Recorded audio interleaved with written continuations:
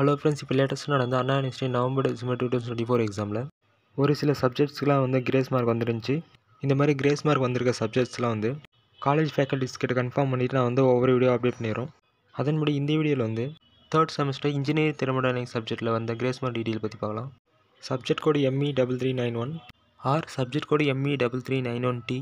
Engineering thermodynamics சப்ஜெக்ட்டில் வந்து part A 2 மார்க்ஸில் கொஷின் நம்பர் 5க்கு கிரேஸ் மார்க் கொடுக்கலாம்னு சொல்லியிருக்காங்க. ஸோ அந்த கொஷின் நீங்கள் வந்து அட்டன் பண்ணியிருந்தாங்க உங்களுக்கு வந்து 2 மார்க்ஸ் கிடைக்கும். நெக்ஸ்ட்டு பார்ட் பியில் வந்து 13th A கொஷினுக்கு எதனா ஒரு தெர்மல் சைக்கிள் பேஸ் பண்ணி ஆன்சர் வந்து ஒரு ரீசனபுளாக நீங்கள் வந்து பண்ணியிருந்தீங்கன்னா அதுக்கு வந்து கிரேஸ் மார்க் வந்து கொடுக்கலாம்னு சொல்லியிருக்காங்க. நெக்ஸ்ட் அதே மாதிரி பார்ட் சியில் 16th A கொஷினுக்கு நீங்கள் எதனா ஒரு ப்ராசஸ் நீங்கள் வந்து கம்ப்ளீட்டாக அட்டன் பண்ணியிருந்தாலே மார்க்ஸ் வந்து பார்த்தீங்கன்னா கொடுக்கலாம்னு சொல்லியிருக்காங்க. ஸோ டோட்டலாக வந்து இந்த சப்ஜெக்ட்டில் வந்து 30 மார்க்ஸ் வந்து கிரேஸ் மார்க் இருக்கா சொல்லியிருக்காங்க.